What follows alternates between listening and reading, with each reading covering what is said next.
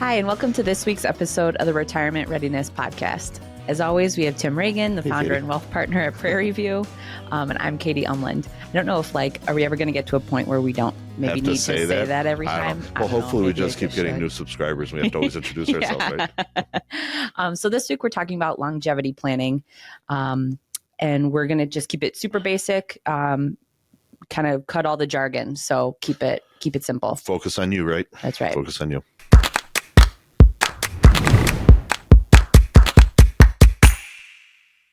Okay, so when we hear the word longevity planning, what?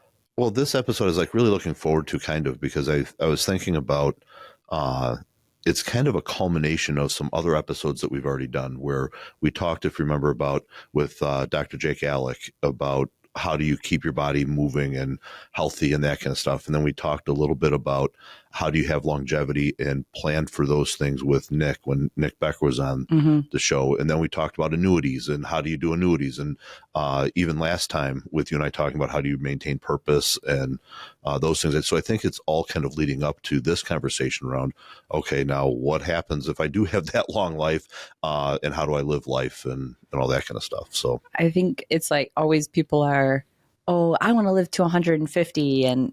But then it's okay, well, what if you really do live a very long time? Yeah. Well, and you kind of have people that fall on both sides of that, right? Where you'll say, for me personally, I think I shared in one episode that, my goal is 123. As I think about that, I'm I want it to be long enough so that I could see, at 123, I might see great grandkids. My goodness. Which would be outstanding. But then you're wait a minute. If I stopped being vibrant at 80, right, that's a long time. Cut earlier, right? And so give me the pillow at 85, I think. Yeah, maybe 90. Yeah. Well, and so that's the whole conversation around when we talk about longevity. It really turns into how do I make sure I have enough money? How do I make sure I have enough health span? How do I make sure that my family still wants me around or, just all that kind of stuff. It really is a pretty deep topic. Maybe by the time you're 122, there'll be self-driving cars that you can actually trust. And then that would be I feel like that's a huge factor. Well, it's funny to say that, we have a lot of clients now that when you talk about that longevity conversation, that starts to change. Even now, they're changing what that looks like. And so, for example, I'll give you one example. We had one client whose husband has passed away. She's a little bit older, and she never did a lot of the driving. He mostly did the driving. And so now for her to think about driving, say, an hour away to go to a play or go to a show, it's almost intimidating, right, especially as it gets to be dark out. But that's a $50 Uber. Yeah. And so now she goes from, oh, I can't do those things, to even today, oh, it opens up my entire world because I don't need to rely on myself for that. And so when you think about that longevity stuff, not only are there tools that are coming, I think there's tools here today that really can help in that conversation. And I think I think it's important to stay active or stay current on those things now before you lose it. Staying, mom's always I need to get a new iPhone because I don't want my iPhone to be 20 years old and then it crashes and I have to get a new one. And now it's I know nothing. Yeah. It's so much different than my last phone, where that's a silly example, but it's also kind of not. It's you kind of have to keep up now before you need it. And then now you have a huge learning curve or, a huge. Well, and I think that those conversations then start to look different because if I can look at that and I start saying, okay, I can see how I could live longer, more vibrant, more in tune with what I want to do, then all of a sudden it's well, do I have the money to do that? How do I plan for that? And can I have the money for that? And I think that it's kind of like that double-edged sword. Be careful what you ask for because you might get it. And I think that's where we see a lot of stress and pressure and things with people as they hit retirement. One of the biggest things that's on their mind is, if I'm blessed with longevity, I don't want to be at 100 able to do these things, but I ran out of money at 90 and now I'm reliant on the kids. Or the opposite. I have all this money, but I need to rely on everybody because I didn't take care of my body. Or it really does go hand in hand. It could go either way. It does. And so what we really find is that as people start thinking about those things, it's almost funny because there's this lifespan of retirement, and there's some typical markers that we see people go through. Typically what happens is when I hit retirement age, I'm really nervous. I'm scared about, will I have enough money? What will I do? How will I survive for the next 20 years? I all of a sudden recognize that before, if I made a bad financial decision, I just work harder. I work longer. I go make more money. It's fixable. For some reason, I feel like when I hit retirement age, all of a sudden that's not fixable anymore, because I realize that all I have is all I'm ever going to have. And I'm like, it's like I see this big pile of money and I just picture myself chipping away at it every year. And I'm scared about that. And I'm really nervous. So we have one style client that many times will be like, this is all I got. I'm not spending a dime. I'm like going super conservative. Which the downside there is that's when you're healthy. That's when you want to do stuff. That's when you want to travel. So it's like, you're like, I'm not spending now, but you maybe should think about spending some. And then sometimes we have clients that are like, jackpot. I've been saving in this 401k my entire career. I'm finally retired. Now I'm just going to go crazy and I'm going to do everything I want to do.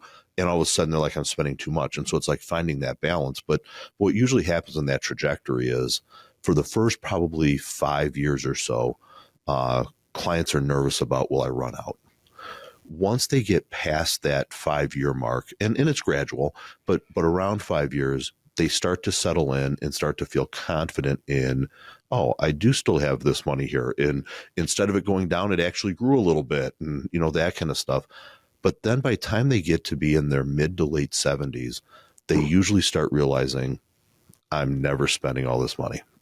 It's now grown. It's more than when I retired. I'm starting to slow down and do a few less things. And so it's really balancing, how do I smooth that out over retirement and really enjoy it? It's so hard because it's one of those things that if I knew it was going to work out, I could have enjoyed it. Yep. Yeah. It's that 2020. It is. It totally is. Well, and a lot of times as people look at it, a big thing that comes to their mind is, what happens with my health, and will I need some of that money to pay for healthcare type of stuff too? And it's like, it's all of those unknowns that make it really hard. It's like, all right, if you can tell me that when you're going to die and if you're going to be healthy or not, I can tell you how to spend the money, right? Yeah.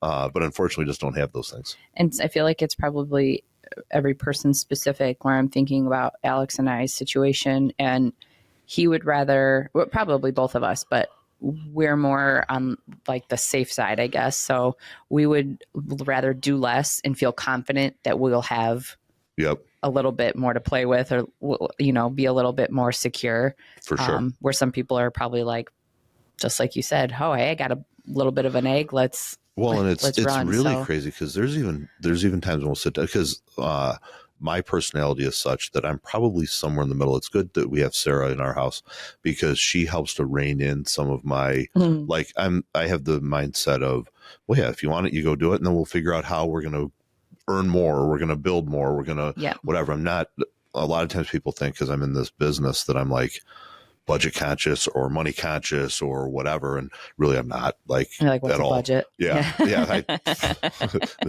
Look at my account. That's the budget. Yeah. Like, can you spell that start with a B, I think. Right. And so like for us, it's, we're probably in the middle, where Sarah would help us to make sure that we're staying really, doing what we should be doing. And I'd be more like free to spend. And we have clients that for whatever reason, when they hit close to that retirement age, they're like, well, of course I am. I've always wanted to do that, so I'm gonna. Yeah. You don't have the money to do that, right? Like, doesn't matter. That's what I want to do. What That's you do in retirement. Yeah. And so we really do have people across that spectrum, like you were saying, with you and Alex being more conservative, all the way to, we have some folks that you're like, well, we know why. We hope longevity isn't there because the money won't be. The money won't be. Yeah. I just think there's so many things to consider. Do you want to leave money to your grandkids?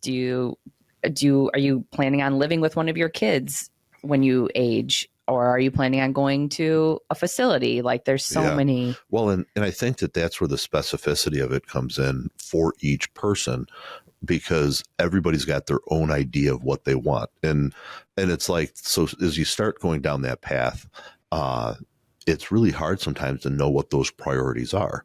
And so for me, for example, I would really like to leave something to the kids. That's always been something that's been on my mind.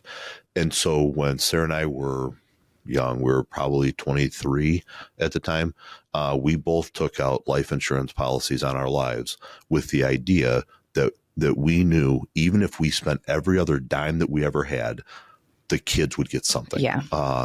And I mean, obviously, when I'm in my 20s and I have young kids, I needed the life insurance also. Right. But we were specific in mind with, hey, if nothing else, we know the kids are going to have this. Is I kind of like that too.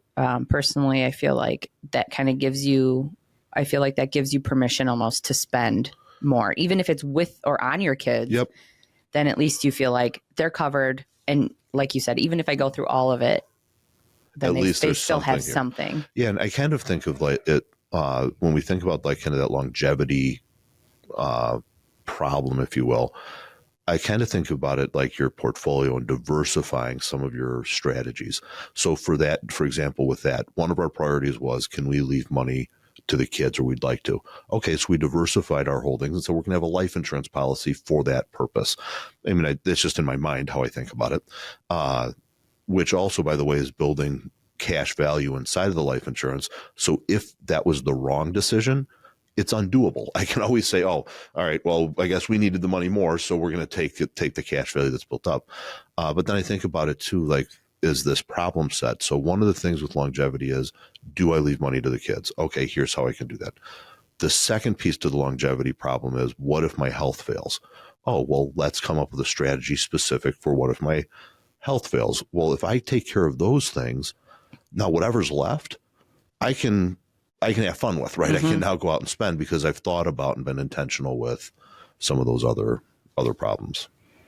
I was just thinking about our own mom and her, who will live to 186. And I was just thinking, like, you know, if I decided she could live with us, maybe you and Dan and Kelly could pay me to have mom live with me instead of a facility. It's funny. I was thinking the same thing, except that as I was thinking about that, you know, I told mom one time when she was looking for a house here in Frankfurt, there is an assisted living kind of a place. And I told mom that it was close enough that when it was time, I could put her in her wheelchair and just give her a shove. We just have slightly different plans. Yeah, thoughts about that. Yeah. We love you, Mom. But I do think that maybe could be a good retirement strategy for myself. You and Alex. Yeah. Well, unfortunately, we've even seen that where we had a couple that their retirement strategy was, we'll have mom move in with us and we'll take all mom's money. And so it's like you see all kinds of all kinds of things. Yeah. But when you think about that longevity problem or longevity issue, maybe it's a good thing. I think that we really start talking about what are those key fears. One is, do I run out of money? Two is do I run out of health, and is my health starting to fail? Three is, how do I then take what I've accumulated and pass it on to the next generation? And one of the things I was thinking about, even for like Sarah and I, as we think about the kids, you know, Maddie's applying to grad schools now. And as she's looking at that, they're not, my rule when the kids went to school was they couldn't go outside of a 4-hour driving radius. And the biggest reason for that was I wanted to be able to go drive and see them. Yep. Even if I went to church on Sunday, I want to go and have lunch with you and come home that day, type of thing. And luckily we did that, you know, with Lily and Andrew now staying in Milwaukee. Yep. You know, that's okay. They have their roots. Okay. It's a couple-hour drive. But as the kids start to kind of spread a little bit, when it's no fun being 80 and not being able to go see the kids. And so part of that longevity, I think, even starts to change a little bit to say, how will I stay in touch with my family and how will I get to see them? And what are some of the things that I can do to try to do that too? Because for us, at least, that's a huge part of our of our And life. that's, you can't plan for that always. So No. it's kind of like, it's nice to have some flexibility in what you do have, so that if things do change, like, oh, I just turned 75 and my daughter and her kids just moved away. Oh, I wasn't anticipating that. Now I need to be able to have the funds and the health to go see them, see and the them. mobility and the, Right. all that stuff. Because I think that that's the biggest thing that we see as people have longevity. It's not that they run out of money usually. It's not that they don't have a plan for how do they give money to the kids. It's not even that they don't have a plan for how do they care for themselves if health starts to fail. The biggest thing is that you start to see their world continue to become smaller and smaller, and that isolation is really the hard part of that longevity. And I feel like can move you through your lifespan faster. Yes, 100%. 100%. I always laugh because Sarah's great grandmother lived to be 105. And there was one time when she was over 100, we were talking with her, and she kind of had a good personality or good sense of humor. And she one time said something to the effect of, she kind of acted like she's kind of sad. And she was like, well, all my friends are gone. They've been gone for a long time. We're like, oh, so we're sorry, Grandma. And she's like, she starts laughing. She's like, I wonder if they're in heaven wondering where I went, because I'm not there yet. I'm not there yet. But it was, well, she never showed up. I always knew about her. Yeah. And so when you think about that, it really is a reality, though. Like when you have that longevity, you just have to be sure that how am I going to continue to build relationships, even build new relationships throughout retirement, and not always build new relationships with people that are my age, but how am I going to build those relationships with younger people? There's a coach, a business coach that I've worked with for a while, named Dan Sullivan. He has a place called The Strategic Coach, and he always talks about making your future bigger than your past, and that's how you stay young and vibrant and those things. And a lot of times when you think about keeping your future brighter than your past or bigger than your past, that has to do with keeping your conversations with people that are less than your age, and kind of having, again, another diversification strategy, have relationships with people in each decade of life, maybe, so now you can see what's going on. It can help you keep current with what's taking place in technology and those things. But it also, your conversation with a 30-year-old looks way different than your conversation with an 80-year-old. I think that there's a lot to that conversation or that concept as well. Definitely. Okay, so if people are worried about how do I know if I'm going to outlive my money, or what does that look like? What's a good check, or what's kind of a pulse check they can do? Yeah, really good question. Because I think there's a lot of times as people hit retirement, it would be nice for them to just say, okay, how do I double check my work here? I always think about it kind of like when you're in grade school and you're learning how to do math problems, and they teach you how to do it this way. And then like, oh, if you want to check your work, do this way. And it helps give you confidence that you did get the right answer. And so a lot of times, obviously sit down with a financial advisor and go through the details of cash flow management. Do I have enough type of stuff? But if you just want to like back of the napkin, check yourself, think about how much money you're used to bringing in right now. And I'm just going to pick round numbers. So let's say that you're used to living on $10,000 a month in income. Then one of the ways you can start to check and say, do I have enough, is you can then start with 10,000 as the top number and start subtracting off things that either you're going to have as income or you're going to lose as expense. So let's say that your Social Security between your two spouses is going to be $5,000 a month. Okay, well, if I start at 10,000, I subtract 5. Now I need 5 left. And let's say you're going to pay off the mortgage as you retire, and that's another $2,000 a month. Okay, well, I was at 5. Now I subtract the 2. Now I need 3. Now I need 3. Then you can take your total portfolio and look and say, well, how much money do I have total? And if you multiply that times 4%, that will give you a rough rule of thumb that says, oh, I should be able to maybe take this much income. So let's say you had $1 million in your portfolio. If you take 4% on $1 million, that's $40,000 a year, or roughly $3,500 a month, just a little bit less than that. well, I needed $3,000 to make it up. Oh, well, So the now rule of thumb we can says have a $500 party every month and be good and do it. Okay. Or you and mom can go shopping for every month, right? And, but yeah, and so just as a way to kind of like work backwards and say, okay, so I sat down with my financial advisor. They told me that I was in good shape, and they've got all the detail around exactly how I'm in good shape, but just peace of mind. I'm just sitting here, maybe before I even go see my advisor, am I even in the ballpark to think about retirement? Sure. That's one way that you can just kind of back of the napkin kind of figure that out. Additionally, one of the huge things, one of the downsides to doing back of the napkin and not having the detail is it doesn't account for things like how much tax am I going to pay? And so it's not perfect, but it'll get you, like I said, kind of in the ballpark. And that's where, I mean, I know we're biased. This is the business we're in, but what we'd like to think about is your advisor should be able to help you with what we call at the margin decisions. So for example, that big picture, like I've got my money in the right asset allocation and I'm taking about the right amount of risk and I'm taking about the right amount of money out. 80% of it is going to be that. The marginal decisions that will make a pretty big compounding difference are things like, did I take my money out in a way that I paid a 19% average rate of tax or a 23% average rate of tax?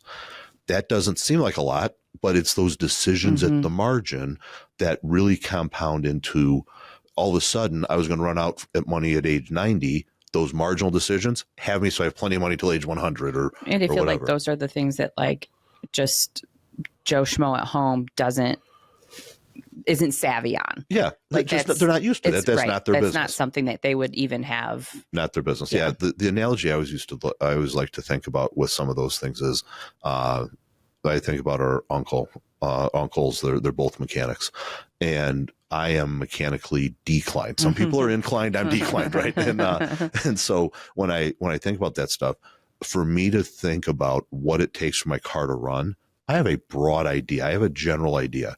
But if I wanted that car to run faster, say in the quarter mile or something, they would know the specifics to do that would squeeze out every bit of extra, maybe it's gas mileage or faster down the quarter mile, like I said. And it's the same thing when you sit down kind of with an advisor. Getting the rule of thumb, getting the ballpark, those are the important things, like to make sure you feel confident. But then there might be things that most more times than not, there are things that I call like at the margin, where making good decisions there, compounded over time, really add to that your ability to live much longer in retirement. To really get to that 2 comma lifestyle where 1,000%. It really puts you on in a different different spot. Yeah, 100%. So longevity. That's how I always wrap things up. I just, okay. It feels like we just come in here and we gush all the words and then it's like, oh, okay, wait, let's get back to what were we supposed to be talking about? Well, I think last episode we said we were going to bring Ruby in and I don't see Ruby. I completely forgot. Yeah. Which I totally should have. So Grace this week is on her spring break, and Ruby is Grace's dog. So yeah, for anybody who doesn't know who Ruby is, we can talk Ruby about her. Regan. Yeah, Ruby Regan is Grace's dog. Ruby's living up spring break. She is living up spring break, living the good life. But, although when Grace was out of town, she went down and saw Maddie for a couple of days at school. And so Ruby was in charge. I was in charge of Ruby. And so she was here at the office with me for a little while. And, dang it. Yeah. Could have seen Ruby. Yep. And what's new in the Umland house? Are you guys excited about Easter? Going to dye some Easter eggs? Yeah, we are excited about Easter. Dylan just will be turning 2. So he's just starting to like be really fun for all the holidays. Yeah. Well, what now? Will you guys dye eggs yourselves? Like, what's your tradition? We tried to dye eggs last year to start a new tradition. And I would say it didn't go great. So we need some practice. So maybe we should try again this year. Yeah. It's because growing up, you and I did not dye eggs. We did not dye eggs. That was a job for the Easter Bunny. And in my house, as our kids were younger, we always dyed eggs. And it's so fun when they're that age where they're so excited about it. But you're like, as the parent, you're internally freaking out, like, don't tip over that cup and like, all that kind of stuff. But Alex's mom loves that kind of stuff. So my plan is like, great, you can go to grandma's house. Yeah. You can dye eggs, you can carve pumpkins, you go do that at grandma's house. Yeah. We'll do the other we'll do the other stuff. things. Yeah. Which is really kind of ties into that longevity conversation too a little bit, because having some of those traditions, I think about my kids going to mom's about this time to make their Easter baskets. Right. And so it's like having those ties helps throughout that. And I feel like we want to, Alex and I have a list of things that we want to start as our traditions, but also I didn't grow up dyeing eggs. Alex did. Like, that's something that's their tradition. Like, okay, that would be fun for Alex's mom to continue with the kids. Like, I don't need to horn in on all that stuff. Ours, like maybe that's just something fun they can do. Yeah. So are your kids coming into town for Easter? Where's everybody at? So I think we're going to have everybody home. I think we're going to smoke a leg of lamb, do some rotisserie chickens, I think, and awesome. Lily and Andrew can come in town too. Well, we haven't heard for sure when. They'll be here at some point, but I know Tim and Maddie will be off for a couple of days, so it'll be kind of nice. Very good. Yeah. Thanks for joining us on this week's episode of the Retirement Readiness Podcast. As you know, Social Security plays a large role in longevity. If you're interested, take a look at the description of this episode for our free ebook on maximizing your Social Security benefit. Be well.